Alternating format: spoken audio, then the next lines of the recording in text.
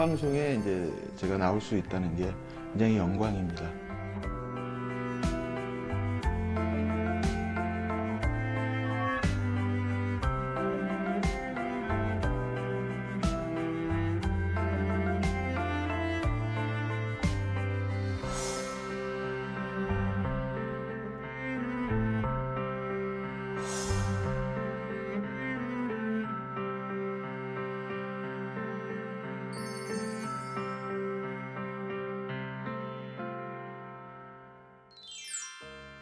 당신을 사랑하는 일, 문정희.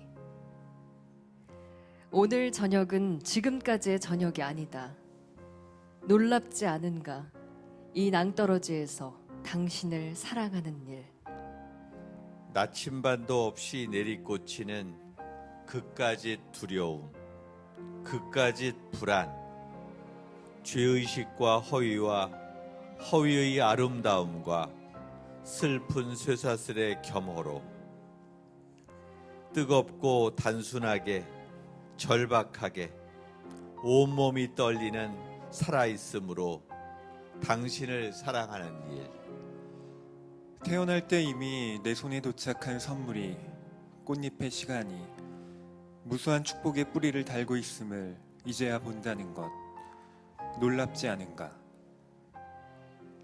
책으로 세상을 바라보고 책으로 삶을 살찌우는 시간 TV 책방 북소리 2020년 경자년 새해를 맞아 300회 신년 특집으로 인사드립니다. 안녕하세요. 북마스터 황진아입니다. 네, 안녕하세요. 책과 소통하는 남자 북마스터 이창현입니다. 감사합니다. 네, 안녕하세요. 책 읽고 글 쓰는 문학평론가 허희입니다. 오늘은 이 행복을 선물하는 시 300회 특집인 만큼 저희가 시 낭독으로 문을 열어봤는데 어떠셨어요? 저는 사실 시를 평소에 많이 읽는 편이거든요. 그렇죠. 평론가시니까. 네, 평론가니까 직업이 직업이니만큼. 네. 그런데 시를 소리내서 낭독하는 경우가 또 많지는 않습니다. 그러니까 시는 눈으로 읽을 때와 소리내서 읽을 때 느껴지는 감각이 정말로 다른 것 같아요. 맞아요. 네, 사실 시라는 것은 운율 뭐 이런 것들이 있어야 되는데 그래서 낭독이 훨씬 더 어울리는 장르다. 사실은 소설을 낭독하는 경우는 그리 많지 않지만 시는 많이 낭독하는 그런 느낌들이 들어서 압축의 문학, 그 어떤 절제의 미 이런 것들이 나오는 것 같고요. 그나저나 올 한 해의 첫 번째 신년 특집인데 여기 와 계신 분들이 정말 장안의 선남 선녀는 다 모이신 것 같네요. 훈훈합니다. 네, 그리고 앞에 초등학교 학생도 있고 어머니도 계시고 또 아까 보니까 시집을 꺼내서 읽고 계신 분도 계신 것 같아서 맞아요. 정말 올 한 해 새로운 멋진 출발 이것이 예감됩니다. 이 흰쥐의 새해인 오늘은 좀 저희가 기분 좋게 시작을 했으면 좋겠어서 긍정의 에너지를 담은 덕담으로 한번 시작해 볼까 해요. 또 말이 가진 에너지라는 게 있으니까 저는 이런 말씀 드리고 싶어요. 뭘 계획하시든 올 한 해 바라는 바 다 이루셨으면 좋겠습니다. 이게 제일 좋은 거 아닌가요? 그렇죠. 가장 그죠? 평범하고 바로 이렇게 공격이 들어오네요. 그런데 또 나라의 행복, 국가의 행복도 중요하지만 저는 그냥 우리 가족 또 나의 크지 않은 작은 행복, 이른바 소확행이라고 하잖아요. 그런 것들 잘 구현할 수 있는 그런 한 해가 됐으면 좋겠다라는 소박한 생각도 하게 됩니다. 허위평론가는 어떠세요? 예, 저는 이런 말씀 드리고 싶습니다. 적게 일하시고 많이 버십시오. 예. 제일 좋은 거네요. 아, 박수가 이게요. 박수가 막 네. 나오네요. 터져 나오네요. 정확한 출처를 예. 밝혀야 될 것 같은데 네. 누구예요? 장류진 작가의 일의 기쁨과 슬픔이라는 소설집이 있습니다. 아. 거기에 보면 장류진 작가가 네. 이렇게 사인을 해서 네. 독자분들에게 선물을 하시는데 네. 또 어떻게 보면 많이 일해도 그거에 상응하는 대가를 받지 못하는 경우도 너무 많잖아요. 예, 그런 여러 가지 생각들을 이 문장을 보면서 하게 되더라고요. 네. 아, 근데 여러분이 얘기해 주신 것처럼만 제가 살면 2020년은 정말 욕심이 없겠어요. 그 정도로 딱 살고 싶다 네, 싶습니다. 좋습니다. 근데 덕담을 들으니까 이게 참 정말 그대로 이루어질 것 같은 그런 소망 뭔가 잘 될 것 같은 그런 기운 같은 게 느껴져요. 확실히 긍정의 에너지를 담은 말이라는 게 이렇게 힘이 강하구나라는 생각이 드는데 슬픔은 나누면 반이 되고 또 행복은 나누면 배가 된다고 하는데 오늘 여러분들께서도 또 보고 계신 우리 시청자 여러분들께서도 그런 시간 꼭 얻어 가셨으면 좋겠습니다. 오늘은 정말 저희가 행복이란 주제로 이런 에너지를 나눌 수 있는 그런 시간 여러분과 함께하고 싶어요. 특별한 손님 두 분이 지금 기다리고 계십니다. 세계에 대한 깊은 이해와 통찰을 바탕으로 또 독특한 시적 구현을 하고 계시는 분들인데 정말 오랫동안 이 일을 해오셨습니다.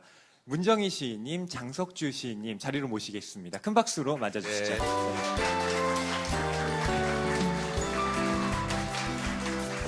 박수 소리가 예사롭지 않은데요.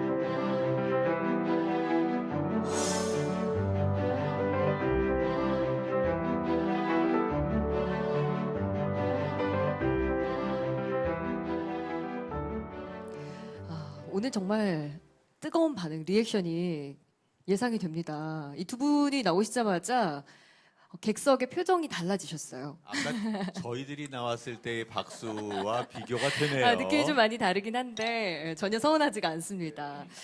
오늘의 주제가요. 당신은 행복한가요?입니다. 네, 시인으로서 늘 삶을 이야기하시는 분들이기 때문에 이분들은 정말 행복하시지 않을까? 그런 생각이 드는데 어떠세요? 두 분 선생님은 요즘 행복하신가요? 사실 시인은 슬픔 나라의 백성이에요. 그래서 행복이라는 단어는 시인에게 제일 맞으면서도 맞지 않는 단어인 것이 사실입니다. 시인은 갈증과 분노와 허기 이것이 창작의 기본이 되기 때문에 너무 행복하다는 거 우리가 세속적으로 생각하는 행복 배부르고 막 명예도 충만하고 그러면 좋은 작품을 쓰게 되기가 힘들죠. 그래서 사실은 그 슬픔 나라의 사람으로 행복보다는 행복을 바라보는 존재, 행복을 그리워하는 존재 뭐 이런 정도로 얘기하는 것이 좋을 것 같아요. 장석주 선생님은 어떠세요? 네, 뭐 비슷한 얘기인데요. 시인은 행복에 대한 촉수보다는 불행에 대한 촉수가 더 발달한 사람들 같아요. 세상에 널려 있는 불행에 대한 예민한 감수성을 가진 사람들. 그래서 그런 불행의 그 느낌, 예감들을 다른 사람보다 먼저 눈치채고 그것을 회피할 수 있는 전략을 한두 가지쯤 가진 사람들. 그리고 다른 사람들에게 그런 지혜를 시를 통해서 전파할 수 있는 능력을 가진 사람들이 저는 시인이라고 생각합니다. 네, 그 자기 마음을 들여다보면서 내가 지금 행복한가를 좀 가늠해 볼 필요도 있을 것 같은데요. 그래서 간단한 테스트를 제가 좀 준비를 해봤습니다. 그림을 보시고요. 여러분들이 여기에 뭘 그리고 싶은지를 맞히시는 건데, 네, 뭐 햇볕 또 이렇게 내리쬐는 그런 집인데 뭔가 여기에 추가하고 싶다 이런 생각이 드실 겁니다. 여기에 따라서 이제 여러분들의 심리를 좀 확인해 보실 수 있는 건데요. 보기를 좀 드릴게요. 첫 번째, 자 나는 여기에 창문을 그리고 싶다. 예, 손 들어주십시오. 예, 창문. 오, 꽤나 네. 많으시네요. 창문을 그리고 싶다. 13명입니다. 네. 혹시 두 분 선생님도 이따가 보기를 들으시면서 저는 창문. 손을 창문. 좀 들어주세요. 네, 좋습니다. 두 번째, 굴뚝을 그리고 싶다. 굴뚝. 굴뚝. 한 굴뚝이 분이시네요. 없었네요. 굴뚝 한 분이에요. 네. 그렇죠. 굴뚝. 네. 자, 세 번째는 동물이나 사람을 그리고 싶다. 맞아요. 사람. 오, 반려견. 예. 어. 네 번째, 나무나 꽃을 그리고 싶다. 예. 이것도 많아요. 예, 많으시네요. 9명. 예. 약간 네. 중복으로 드신 분도 있는 것 같은데. 네, 좋습니다. 뭐 다 네. 그리고 싶을 수 있으니까. 그러게요. 그럴 수도 있죠. 뭐예요? 자, 그럼 결과를 좀 말씀드릴까요? 선생님들은 혹시 어떤 걸 택하셨습니까? 저는 사람이었습니다. 아, 사람이셨군요. 장석주 선생님은요? 저는 창문을 그리고 싶습니다. 창문. 저랑 같으시네요. 네, 네. 예. 첫 번째 창문을 그리고 싶다라고 하신 분들은요 이런 결과래요. 나는 매일이 만족스러워요.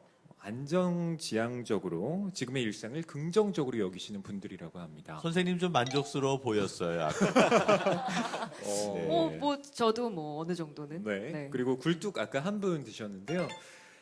여긴 내가 있을 곳이 아니다. 가시면 안 돼요. 예, 지금의 안주하기보다는 더 나은 곳을 바라기 때문에 좀 미래지향적인 모습을 갖고 계신 분이라고 써 있고요. 세 번째, 동물이나 사람을 택하신 분들, 뭐 문정희 선생님을 비롯해서 여러분, 사실은 저도 동물이나 사람을 택했는데요. 나는 이런 생활이 너무 답답하고 화가 나.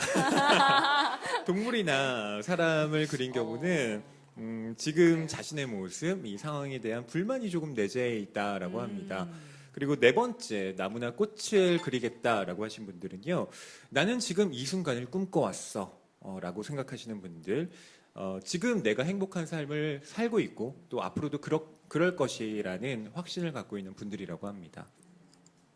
뭐 저는 100% 맞진 않은 것 같아요. 네, 네. 그렇죠. 네. 뭐, 모든 네. 문학 텍스트가 다 저자의 뜻대로 독자가 다 읽을 수 없거든요. 이 질문을 낸 사람의 의도는 이해가 되겠지만 여러분 어떤 걸 선택하셔도 나름대로 의미가 있는 것이니까. 네. 어쨌든 저도 어렸을 때 이렇게 심리 테스트 같은 걸 하면서 내 마음이 어떤지 막 확인해보고 친구들에게도 묻고 이런 시간을 되게 자주 가졌거든요. 뭔가 되게 옛날로 돌아가는 그런 기분이 조금 드네요.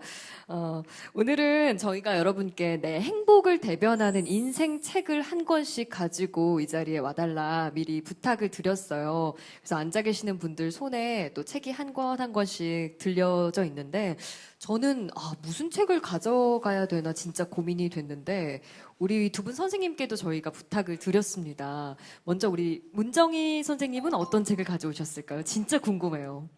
굉장히 어려운 질문이죠. 나름으로 뭐 많은 책을 읽었는데 그래서 오늘 내 감정으로 뽑은 책 한 권 그게 더 맞을 텐데 한 20여 년 전부터 제가 굉장히 좋아했던 늑대와 함께 달리는 여인들이라는 책이에요.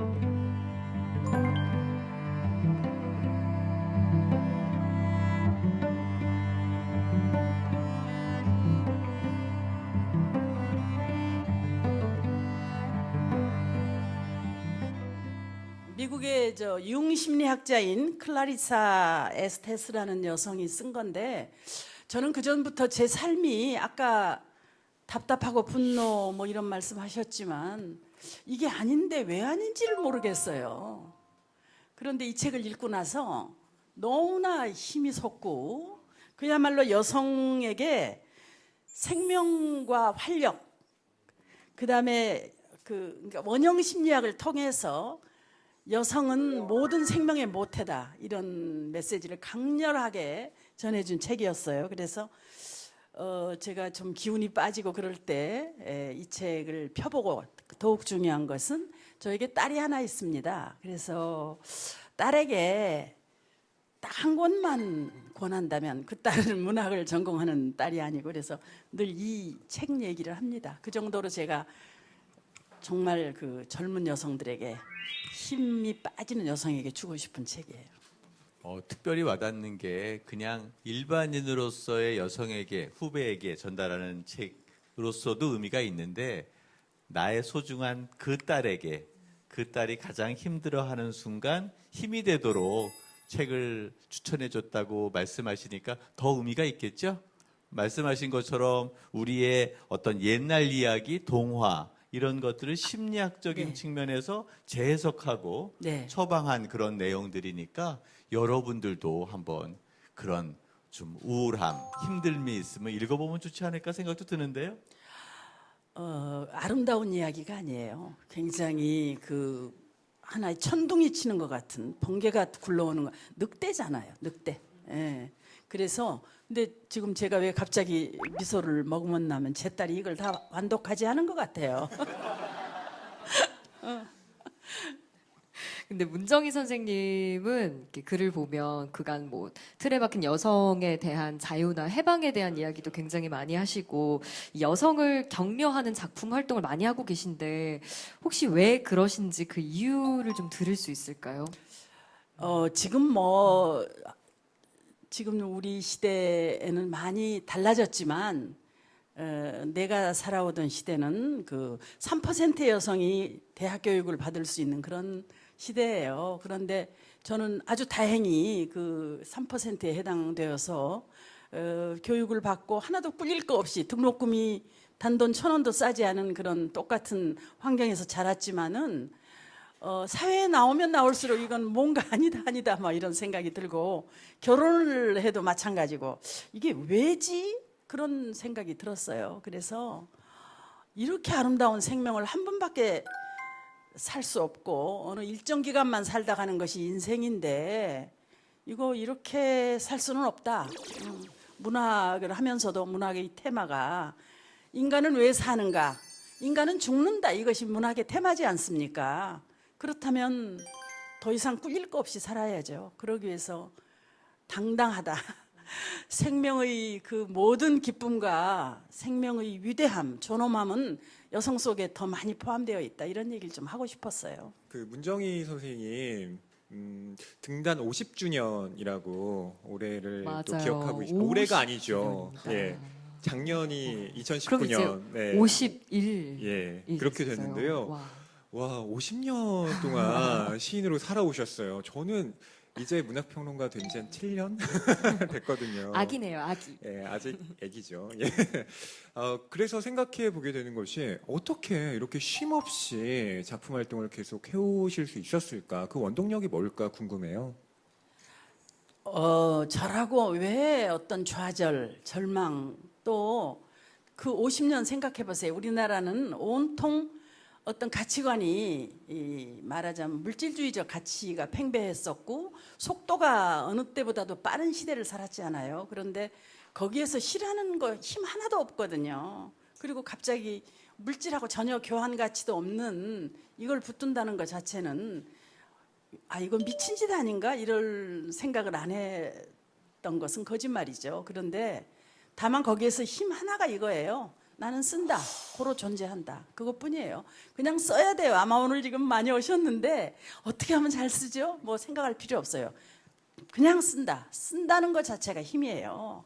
우리 한국이라는 나라가 뭐 아시다시피 분단국이잖아요. 게다가 뭐 식민지였고 등등 불행을 따지자면 끝도 한도 없지만 사실은 글쓰기에는 너무나 행운의 나라예요. 모든 재료가 다 한국 있거든요.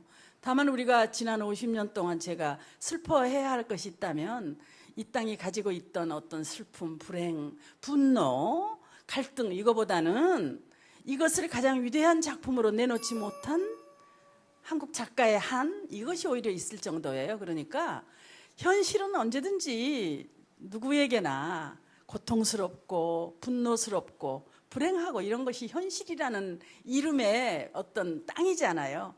그것을 글로 표현하고 자기가 좋아하는 어떤 다른 표현으로 표현했을 때는 그 분노, 불행, 슬픔이 너무나 좋은 재료가 된다는 거 이런 것들 때문에 또 아주 아름다운 구원이 있죠. 갈증이 있고 오늘 분노가 있고 또 그 허기가 있으면 오늘부터 가서 쓰기 시작하면 됩니다. 저는 이런 열정을 가진 이 문정희 선생님께서 꼽은 한 권의 책이 늙대와 함께 달리는 여인들에서 과연 어떤 부분을 가장 인상 깊게 생각하실지가 너무 궁금한데요. 그 부분을 선생님 목소리로 직접 좀 들어볼 수 있을까요? 근데 사실은 여기 뭐 아무데나 펼쳐도 너무나 시적이고 그래서 제가 지금 이게 한 20, 30년 만에 이 책을 펴왔는데 뭔가 이게 되게 빼곡해요. 30년 전에 이 메모했던 것도 지금 보여요. 근데 어디를 읽어야 할지 모르겠는데 이것도 그냥 오늘 기분에 제가 맞춰서 읽은 부분을 읽겠습니다. 사막에서는 생명력이 매우 응축된 상태로 존재한다. 식물 뿌리는 마지막 남은 한 방울의 물을 움켜쥐고 있고 꽃들은 습기를 아끼기 위해 새벽과 저녁에만 피어난다. 사막에서의 삶은 수많은 여성들의 경우와 마찬가지로 작지만 눈부시고 눈에 안 띄는 곳에서 많은 일이 일어난다. 사막은 숲이나 밀림과 같이 달리 울창하지는 않지만 극히 치열하고 신비로운 생물들이 살고 있다. 많은 여성들은 겉으로 드러난 부분은 아주 작지만 속은 엄청나게 큰 사막의 생물과 같은 삶을 살고 있다. 이런 기절입니다. 박수가 절로 나오는 정말 에너지가 느껴지는 그런 낭독이었어요. 이 책 꼭 한번 읽어보고 싶다는 생각이 듭니다. 정말 저는 아까 저희가 오프닝 때 문정희 선생님의 시를 낭독했잖아요. 제가 얼마나 야성없게 읽었는지 얼마나 반성하게 심심하게 됐어요. 읽었는지. 진짜 늑대처럼 읽었어야 되는데 네. 그런 에너지가 정말 선생님은 가득 차 있으신 것 같아요. 조금 반성이 됩니다. 이쯤 되면 우리 장석주 선생님은 어떤 책을 가지고 오셨을지 너무너무 궁금한데요. 선생님 어떤 책을 가지고 오셨습니까? 네, 제가 오늘 가져온 책은 프랑스 작가 알베르 카뮈의 산문집 결혼 여름이라는 책을 가지고 나왔습니다.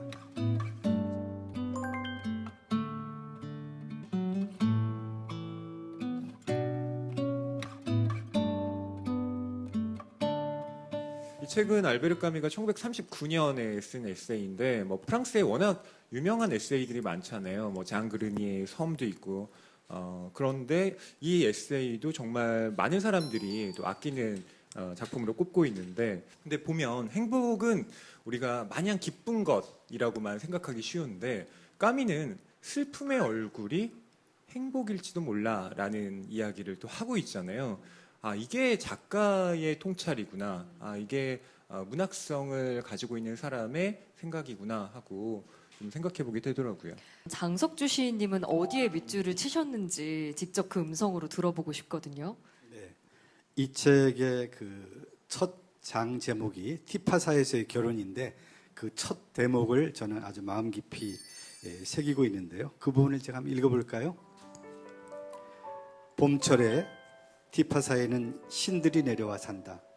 태양 속에서 압생트의 향기 속에서 은빛으로 철갑을 두른 바다며 야생의 푸른 하늘, 꽃으로 뒤덮인 폐허, 돌더미 속에 굵은 거품을 일으키며 끓는 빛 속에서 신들은 말한다. 어떤 시간에는 들판이 햇빛 때문에 캄캄해진다. 두 눈으로 그 무엇인가를 보려고 애를 쓰지만 눈에 잡히는 것이란 속눈썹가에 매달려 떨리는 빛과 색채의 작은 덩어리들 뿐이다. 엄청난 열기 속에서 향초들의 육감적인 냄새가 목을 긁고 숨을 컥컥 막는다. 풍경 깊숙이 마을 주변의 언덕들에 뿌리를 내린 슈누아의 시커먼 덩치가 보일락말락 하더니 이윽고 확고하고 육중한 속도로 털고 일어나서 바닷속으로 가서 웅크려 엎드린다. 그냥 여러분들 다 느끼시겠지만 책을 조용히 눈으로 읽는 것하고 묵독하는 거죠. 이렇게 소리로 낭독하는 거 느낌이 전혀 다르죠? 그 알베르 카뮈는 그 1913년 알제리에서 태어났는데요. 노동자 집안이니까 굉장히 가난했는데 더구나 그 이듬해 1914년에 터진 제1차 세계대전에 아버지가 참전해서 사망을 했거든요. 또 청소년기에는 폐결핵을 앓았고 그러니까 가난과 고독과 질병 속에서 그러니까 모든 불행의 조건을 다 갖고 태어난 인물인데 근데 그 특유의 그 낙관적인 어떤 생명에 대한 긍정, 행복에 대한 예찬이 들끓는 책이에요. 그 어떻게 이렇게 그런 불행의 조건 속에서 행복에 대한 그런 그 충만한 감각을 키울 수 있었을까 생각하는데 바로 자연과의 교감 때문입니다. 그 지중해의 바다, 바람, 태양 그리고 향일성의 식물들 그리고 폐허가 되어버린 고대 유적지에 피어난 붉고 노란 꽃들. 그래서 이 책에 보면 지중해에서는 가난조차도 나는 사치로 여겼다. 그러니까 가난에 굴종하거나 가난 속에서 자기가 억눌린 그래서 인간적 자존심을 굽힌 바가 없다는 거죠. 그러니까 우리가 오감을 열고 세계와 교감한다면 아무리 내가 불행한 처지에 빠졌더라도 행복에 대한 그런 충만한 느낌을 가질 수 있다는 것을 저는 이 까뮈의 산문집을 어렸을 때 읽으면서 느꼈고 그래서 많은 젊은이들에게 이 책을 자주 권하곤 했습니다. 네. 요즘에 여기 청중들도 많이 계신데 행복이라는 게 시대의 담론이 됐어요. 저는 충분히 의미가 있는데 이게 때로는 좀 과잉해서 국민 모두가 행복하려고 너무 과로하고 행복하려고 피로하고 행복의 슬로건이 완전히 국가의 어떤 구정, 국정, 시정 이런 슬로건화되는 것 때문에 오히려 불행해지지 않을까라는 역설적인 상황이 아닌가 싶기도 해요. 그렇죠. 그 가장 불행한 것은 행복에 대한 집착이 너무 커서 행복에 대한 강박증을 갖는 거. 근데 우리 인간은 행복해지기 위해서 태어난 게 아니거든요. 살다 보면 행복도 느끼고 또 슬픔도 느끼고 또 좌절감도 느끼고 그런 것들을 어떻게 바라보느냐, 어떻게 받아들이느냐에 따라서 좀 달라질 것 같아요. 행복을 많이 느끼는 사람들 같은 경우는 큰 것에서 행복을 느끼는 것이 아니라 작은 것들이 주는 찰나의 기쁨과 아름다움을 잡아채는 사람들이 더 행복을 느끼는 게 아닌가 싶어요. 내가 가진 작은 것들에 만족하고 충만감을 느낄 때 행복해지는 게 아닌가.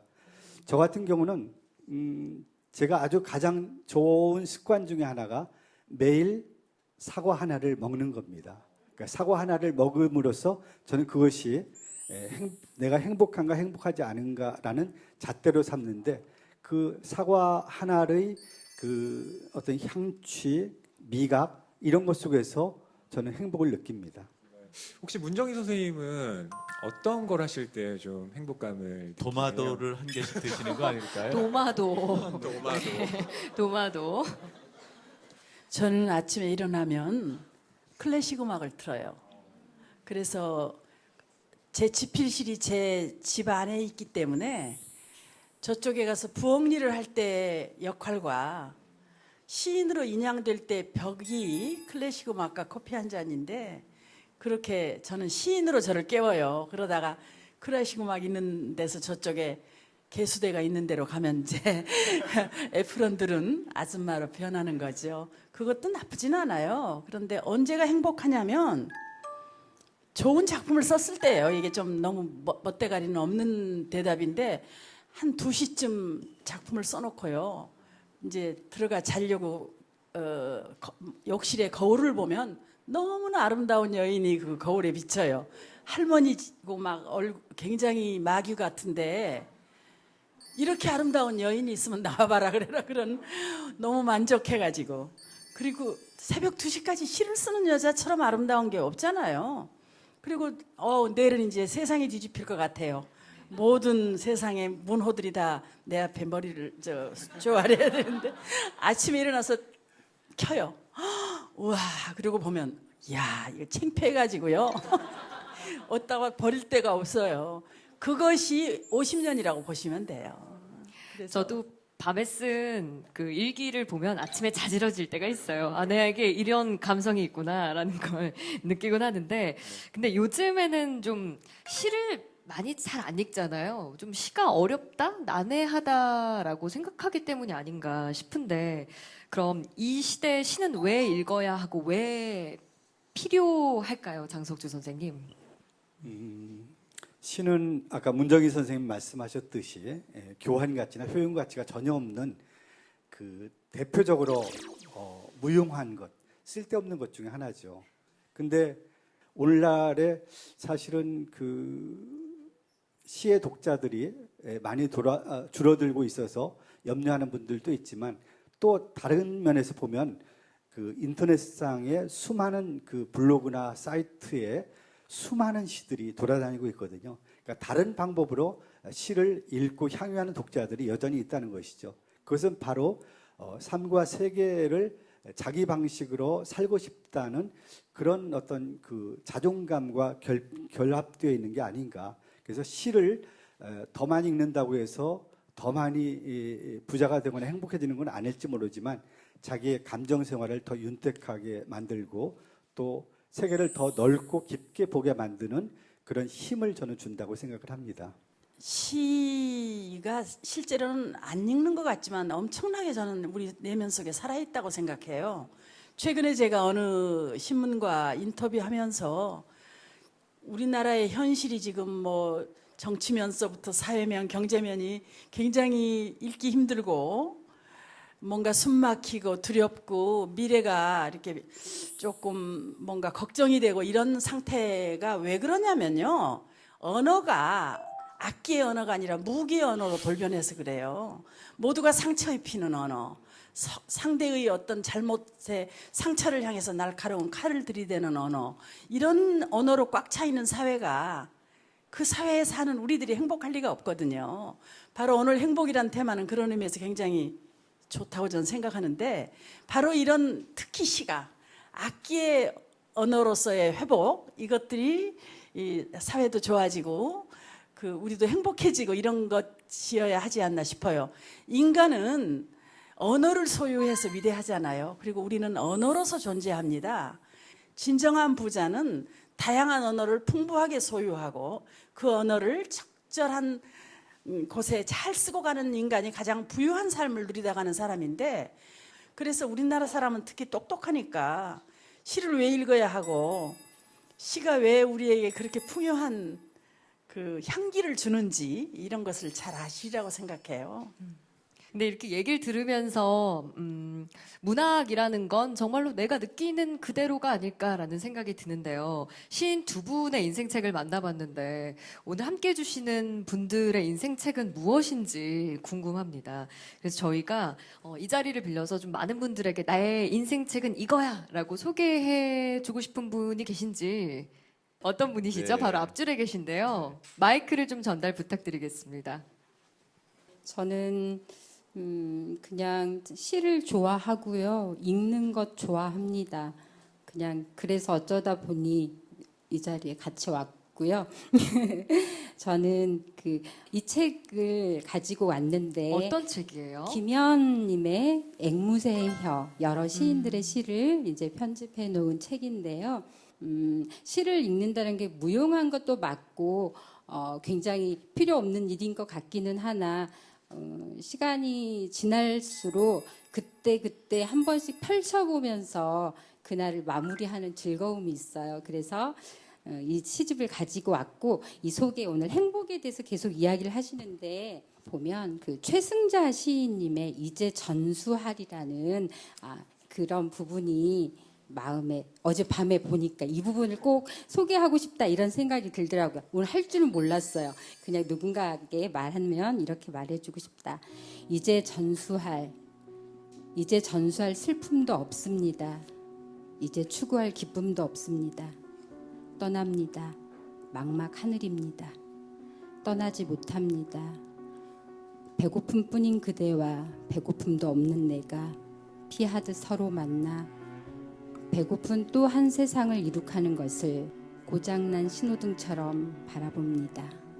꿈이여, 꿈이여, 늙으신 아버님의 미식이에요.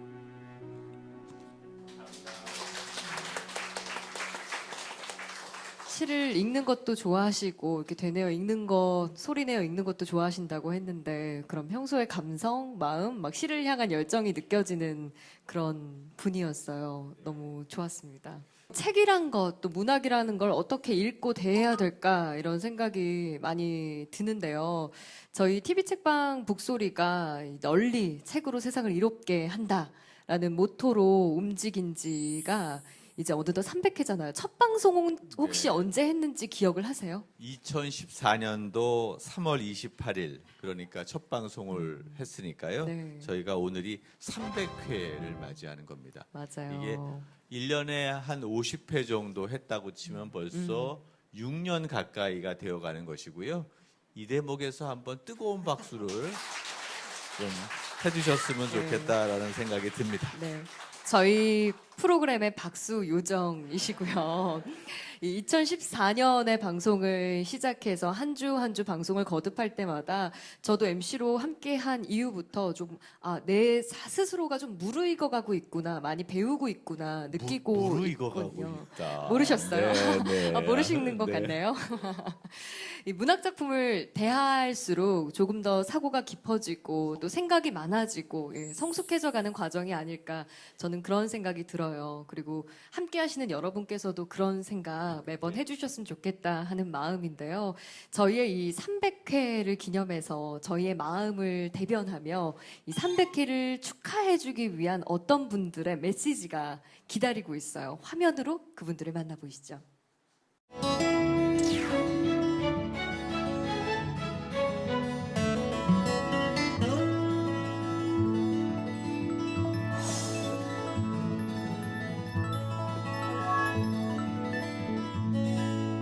사람이 어떤 고비를 맞으면 네. 이제 지난 일을 좀 돌아보게 되죠. 개인적으로도. 앞으로 어떤 일이 더 벌어질 것이고 어느 방향으로 나갈 것 같다. 이런 것도 어느 정도는 파악할 수 있다고 생각을 해요. 책 읽는 시민이 많은 사회일수록 더 건강하고 품격 있는 사회가 될 수 있다. 저는 그렇게 평소에 생각합니다. 우리 북소리가 앞으로 3,000회까지도 쭉 장수하면서 대한민국을 책 읽는 사회로 이렇게 만드는데 크게 기여하시기를 기대합니다. 파이팅! 근데 지금 청년들이 아무리 어려워도 그때 연가시보다는 조금 상황이 낫거든요. 그래서 연가시도 해법을 찾았는데 청년들이 뭐 노력해서 머리를 맞대고 해법을 뭐 충분히 찾을 수 있다고 봅니다. 연가시보다 훨씬 더 뛰어난 게 우리 청년이니까. 북소리를 처음 나왔을 때 아니 우리나라에 이렇게 좋은 프로가 있다니 하고 굉장히 놀랐습니다. 장수하지 않을까 싶었는데 장수를 넘어서 300회까지 갔다니 정말 놀랐습니다. 앞으로 500회, 1000회까지 가는 초장수 프로그램이 되길 기대하겠습니다. 북소리 화이팅! 만약에 이 책에 제가 고민하는 것들, 혹은 제가 생각하는 것들이 내 마음에 남는 것들이 있지 않을까라는 생각을 했어요. 네, 그래서 좀 용기가 생겼던 것 같아요. 네, 어떤 프로그램이 이렇게 오랫동안 계속할 수 있다는 건 대단한 힘인 것 같아요. 그리고 그 주제가 책이어서 더 큰 박수를 보냅니다. 이렇게 오랫동안 방송해 주셔서 진심으로 감사드리고요. 300회 진심으로 축하드립니다. 문학이 사실은 인간을 총체적으로 규명하는 그런 어떤 작업인데요. 인간을 알기가 어려워요. 뭐라고 이렇게 정의 내릴 수가 없는 존재인 것 같아요. TV 책방 북소리가 300회를 맞이한 걸 축하드립니다. 책 프로그램이 없어져가는 시대에 꿋꿋하게 TV 책방 북소리가 소나무처럼 제자리를 지키고 있어서 든든하고 흐뭇해요. 앞으로도 이렇게 재미있고 의미 있는 프로그램 쭉 오래도록 이어졌으면 좋겠습니다. 감사합니다.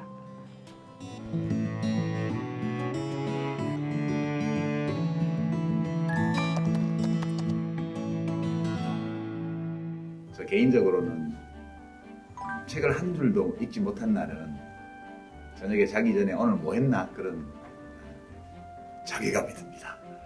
그리고 좀이라도 읽고 생각하고 한 날은 잠들기 전에 엉덩이를 툭툭 쳐주고 싶죠. 하는 수가 있어. 그렇게 그냥 이런 자연스러운 일들이 계속 유지될 수 있는 상황? 그런 상황이 나에게 펼쳐지면 저는 그게 제일 행복하더라고요. 자유의지대로 내가 살고 있다 할 때 저는 제 삶이 제 뜻대로 통제되는 기분이 들고 조절되는 기분이 들어서 되게 행복해요. 그래서 여러분들도 자기 삶의 자유의지가 무엇인지 한 번쯤 생각해 보시면 그것도 또 나름대로 의미가 있지 않을까 생각합니다. 누군가 자기를 이렇게 불러주는 데가 있으면 그게 행복한 거 아닐까요? 예를 들면 오늘 북소리에서 저를 이렇게 불러줬지 않습니까? 북소리가 아니었으면 오늘 뭐 할까 고민했을 텐데 북소리 고마워요.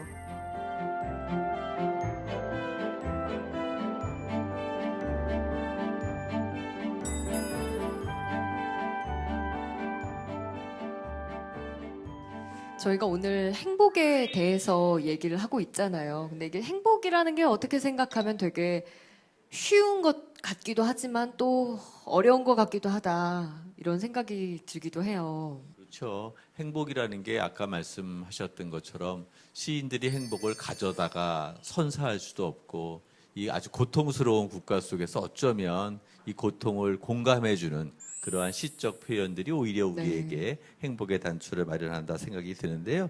최근에 한 구직 어떤 플랫폼에서 직장인 한 1,500명 가까이 앙케이트를 했었대요.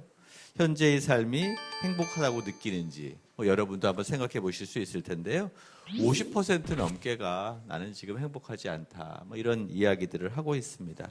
그래서 그만큼 우리 현대인들은 행복에 대해서 많은 고민도 느끼고 또 다른 더 큰 좀 행복들을 추구하려고 노력하고 있는 게 아닌가 생각도 좀 들어요. 네. 그래서 저희가 오늘 함께 해주시는 분들과 함께 좀 더 행복해지고자 각자 가지고 있는 고민들을 좀 나누고 대화 나눠보는 시간을 가져보려고 미리 여러분의 고민을 받아봤어요. 지금 뒤에 준비되어 있는데요. 이 준비된 고민들을 보시고 두 분의 작가님, 선생님께서 이 얘기 좀 나눠보고 싶다 하고 눈에 들어오신 게 있으면 한번 골라주시겠어요? 먼저 우리 문정희 선생님께서 좀 해주시죠.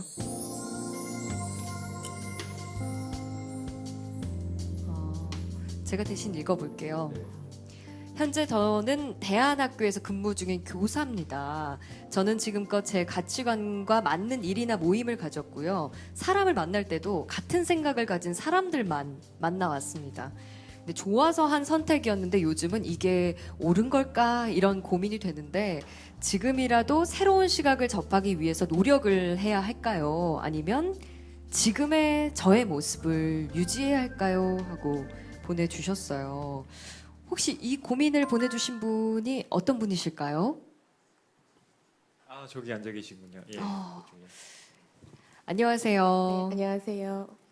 대안학교에서 근무 중인 교사라고 밝혀주셨어요. 근데 무슨 일이 혹시 있었어요? 어떤 일이 있으셨기에 이런 고민이 생긴 거 아닌가 싶은데.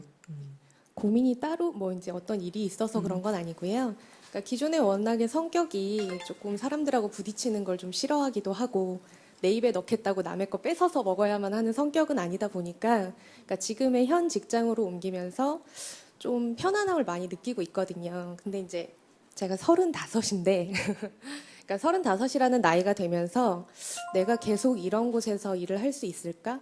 그러니까 현재 지금의 이 만족감을 느끼는 이곳에서 좀 벗어나서 그러니까 이 집단에서 벗어나서 다른 사람들과 함께 일할 때도 이런 가치관들을 꼭 가져갈 수 있을까? 뭐 이런 고민들을 좀 하고 있는 편입니다.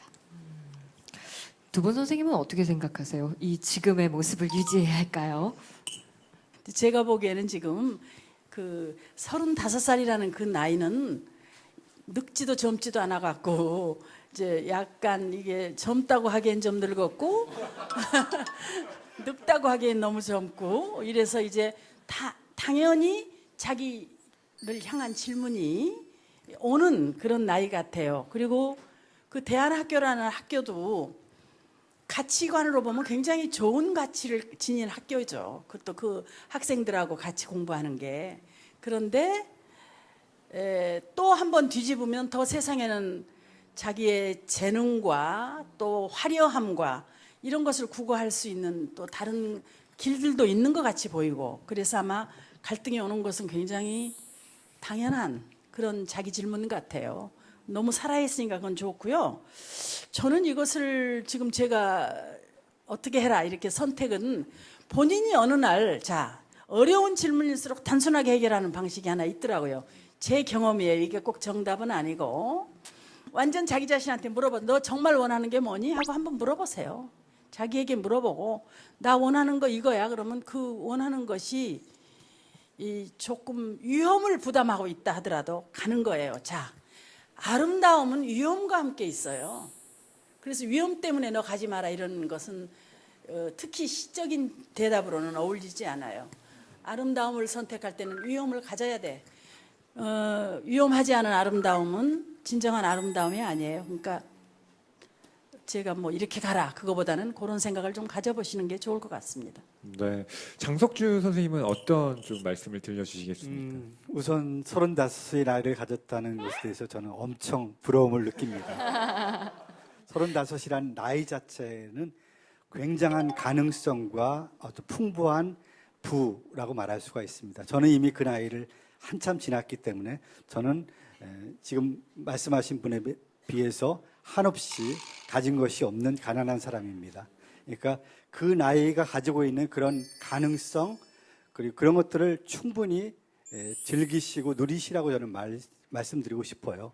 더 많이 여행 다니고 더 많은 책들을 읽고 더 많이 또 사랑도 경험해 보시고 특히 저는 그 여행을 좀 많이 다녀보시라고 얘기하고 싶은데 여행이라는 것은 걸어 다니면서 하는 독서고 독서라는 것은 앉아서 하는 여행이라고 생각을 합니다. 그래서 내 삶을 훨씬 더 풍부하게 만들고 어떤 가능성의 영역을 확장시키는 것이 여행이고 독서 대표적인 게 그것이라고 생각하거든요. 그런 지금 내가 가지고 있는 나이가 가지고 있는 가능성과 부를 인식하고 누릴 수 있는 것 그게 행복의 어떤 능력이라고 저는 생각합니다. 책을 많이 읽으시라. 예. 여러 가지 고민들이 각자 있기 마련이지만 이렇게 누군가 나와 생각이 좀 다른 사람, 가치관이 다른 사람을 만날 때 어려울 수 있으니까요. 저 마음도 충분히 이해가 가는데요.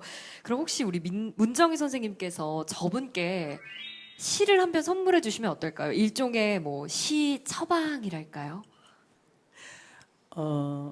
이 광화문 글판에 적혀가지고 저는 이게 사랑시를 썼는데 뜻밖에도 지금 입시 시즌이 돼서 그 시험 보러 가는 사람들한테 문자로 보내서 이게 그렇게 많이 애송되었다 그래요. 그래서 그거를 하나 드릴게요. 제목은 겨울사랑이라는 작품인데 짧아서 제 것을 그냥 골랐습니다. 자, 겨울사랑. 눈송이처럼 너에게 가고 싶다. 머뭇거리지 말고 서성대지 말고 숨기지 말고 그냥 내 하얀 생애 속에 뛰어들어 따스한 겨울이 되고 싶다. 천년백설이 되고 싶다. 여기 선생님 머뭇거리지 말고 서성이지 말고 과감하게 결정하십시오. 네, 됐죠? 저도 저분에게 시를 한 편 좀 읽어드리고 싶은데 제가 그 소개해드릴 시는 이자라는 제 시입니다. 그대 아직 누군가 그리워하고 있다면 그대는 행복한 사람이다. 그대 아직 누군가 죽도록 미워하고 있다면 그대 인생이 꼭 헛되지만은 않았음을 위안으로 삼아야 한다. 그대 아직 누군가 잊지 못해 붙이지 못한 편지 위에 눈물 떨구고 있다면 그대 인생엔 여전히 희망이 있다. 이제 먼저 해야 할 일은 잊는 것이다. 그리워하는 그 이름을, 미워하는 그 얼굴을, 잊지 못하는 그 사람을 모두 잊고 후를 털어버리는 것이다. 잊음으로써 그대를 그리움의 감옥으로부터 해방시켜야 한다. 잊음으로써 악연의 매듭을 끊고 잊음으로써 그대의 사랑을 완성해야 한다. 그 다음엔 조용히 그러나 힘차게 다시 일어서는 것이다. 다시 시작하는 것이다. 아유. 최고의 네. 처방전. 저도 하나 붙일 걸 그랬어요. 네. 이렇게 깊이 있게. 녹화 끝나고 나서 해주시다니. 특별히 하나 네. 좀 부탁을 드려보십시오. 알겠습니다. 두 분의 시집을 그냥 사시는 게 예, 가장 제일 빠른 처방이죠. 방법이겠지요. 예. 네, 좋습니다. 그럼 계속해서 다음 고민을 우리 장석주 시인님께서 좀 꼽아주시겠어요?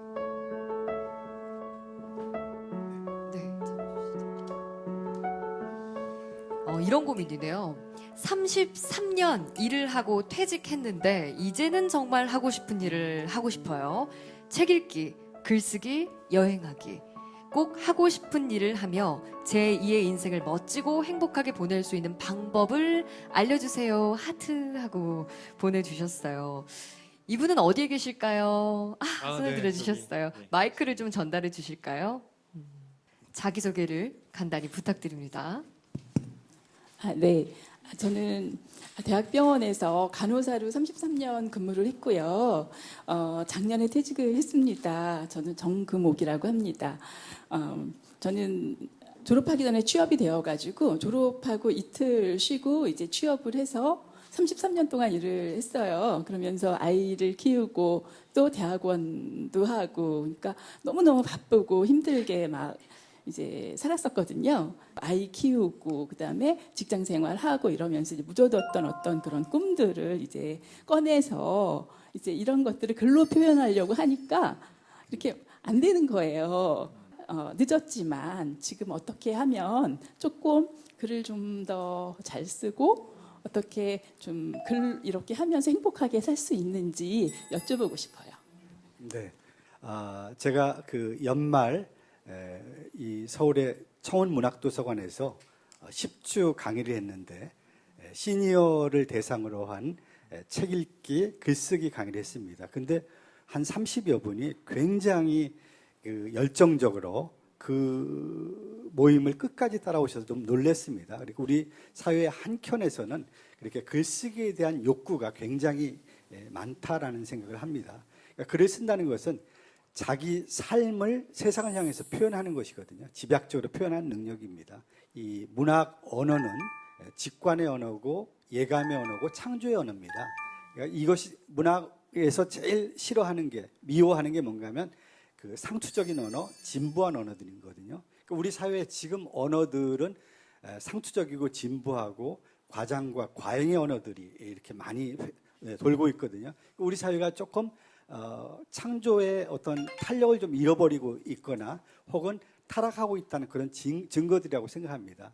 그래서 문학 언어는 그런 타락한 언어에 대한 하나의 어떤 청정한 그런 그 산소를 공급하는 것과 마찬가지라고 생각을 합니다. 그래서 지금 살아온 삶을 바꿔서 새롭게 글쓰기에 대한 창작 욕구를 갖는 것은 저는 굉장히 건강한 욕구라고 생각합니다. 그러니까 그걸 위해서 또 한 번, 두 번째 인생을 도전해 보시는 것도 좋겠습니다.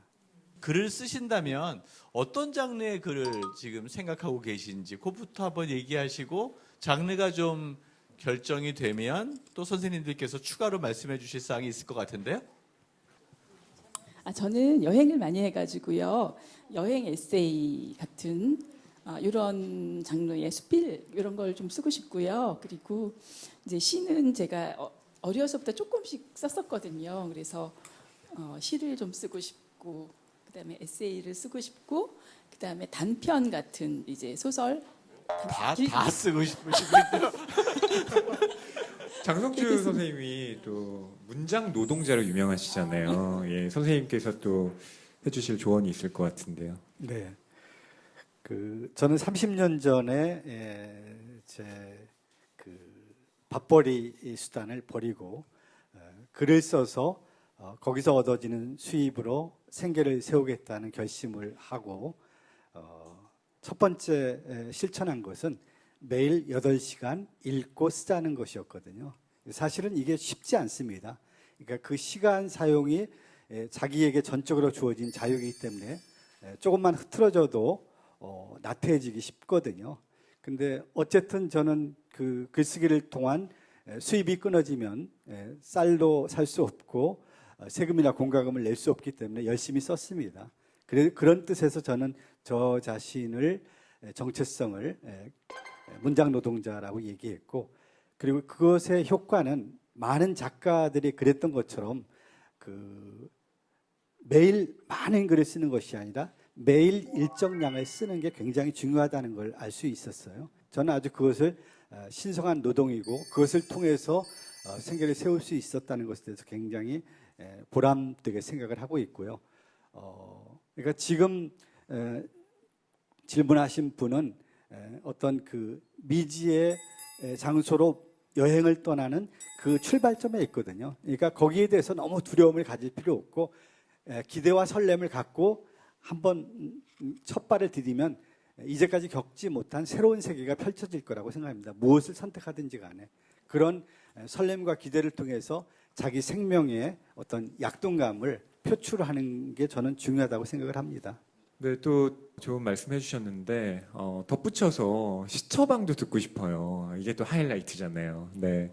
장석주 선생님 혹시 어떤 시를 들려드리면 좀 도움이 될까요? 오늘 그 주제와 관련해서 그러니까 시인들과 보통 사람들의 차이는 그다지 뭐 크지 않다고 생각합니다. 똑같은 옷을 입고 똑같은 밥을 입고 밥을 먹고 그렇게 사는데 다른 거는 그 불행을 대하는 태도, 자세가 조금 다르다고 생각합니다. 시인들은 불행이 올 때 그것을 피하지 않고 오라 불행이여 내가 너를 안겠다. 그러니까 불행에 대해서 지나친 비겁함이나 굴종하는 태도를 보이지 않는다는 거죠. 그런 주제를 갖고 쓴 시가 제 시 중에 명자나무라는 시가 있는데 그 시를 좀 한번 소개해 볼까 합니다. 불행을 질투할 권리를 네게 준 적 없으니 불행의 터럭 하나 건드리지 마라. 불행 앞에서 비굴하지 말 것, 허리를 고추 세울 것, 베푸게 울지 말 것, 울음으로 타인의 동정을 구하지 말 것, 꼭 울어야만 한다면 흩날리는 진눈깨비 앞에서 울 것, 외양간이나 마른 우물로 휘물러 가는 진눈깨비를 바라보며 울 것, 비겁하게 피하지 말 것, 저녁마다 술집을 순리하지 말 것, 모자를 쓰지 말 것, 콧수염을 기르지 말 것, 딱딱한 씨앗이나 마른 과일을 천천히 씹을 것, 다만 쐐기풀을 견디듯 외로움을 혼자 견딜 것. 쓸쓸히 걷는 습관을 가진 자들은 안다. 불행은 장엄 열반이다. 너도 우니? 울어라. 울음이 견딤의 한 형식인 것을, 달의 뒤편에서 명자나무가 자란다는 것을 잊지 마라.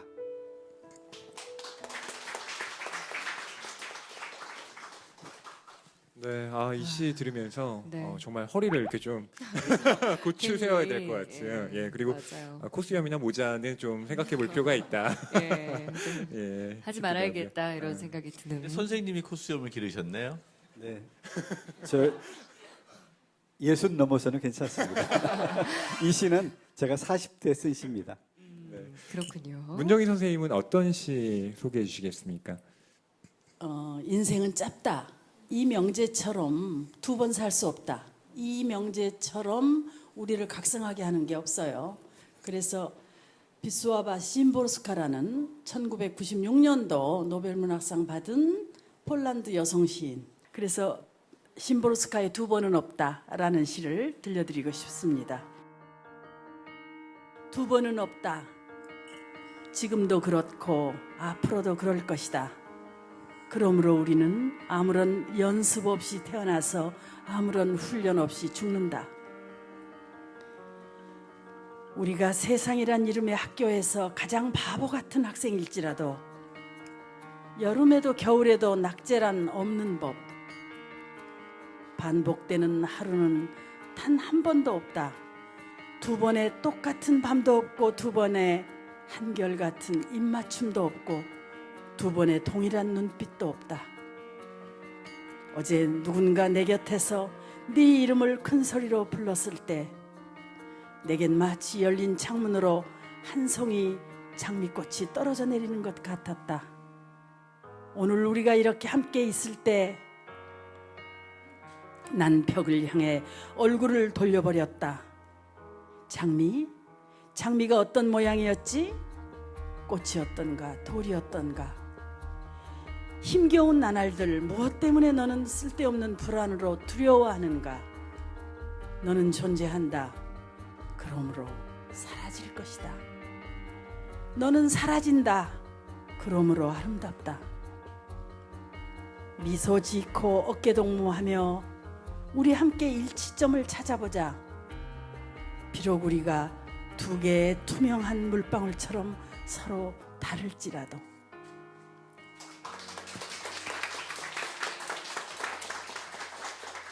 두 번은 없습니다.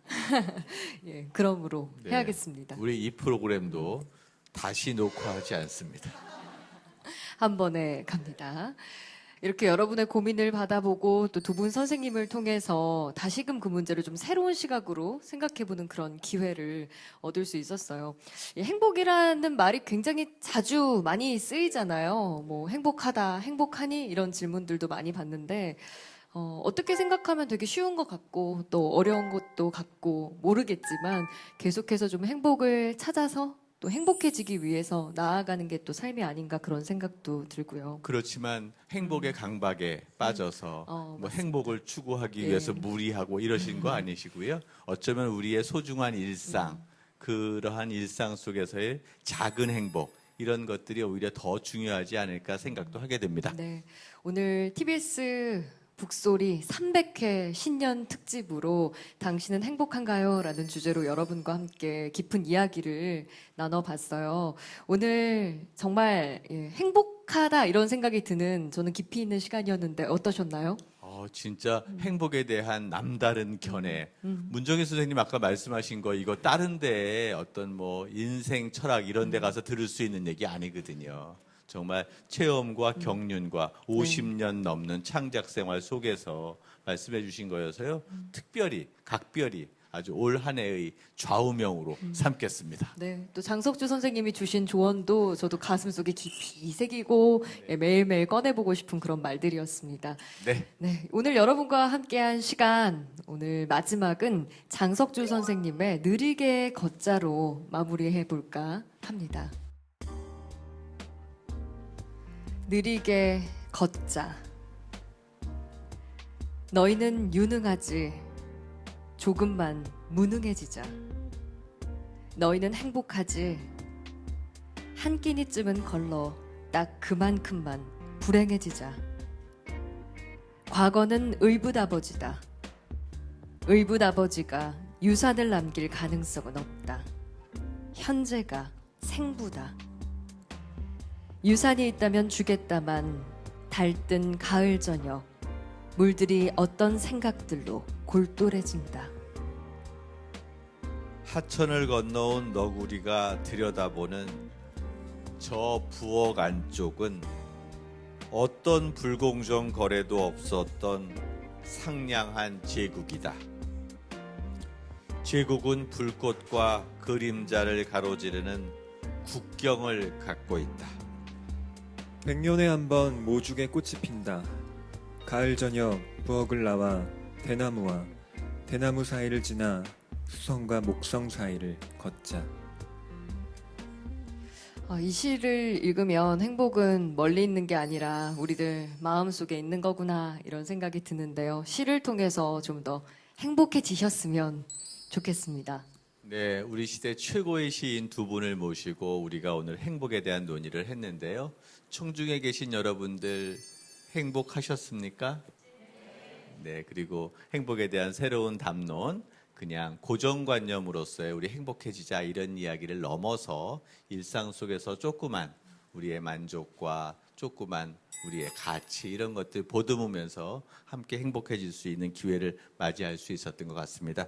여러분께 일단 감사의 말씀을 드리고요. 오늘 특별하게 신년 특집이자 TV 책방 북소리 300회 기념이니까요. 함께 축하해 주시면서 오늘 마치겠습니다.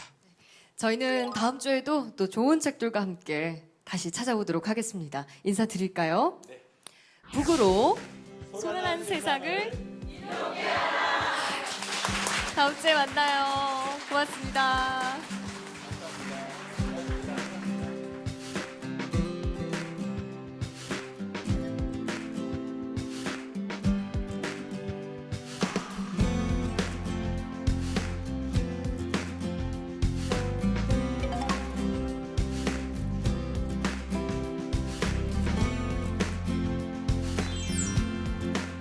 오늘 새해 첫날을 맞아서 두 콘서트에 참석하게 돼서 되게 기쁘고 좋은 시간이었어요.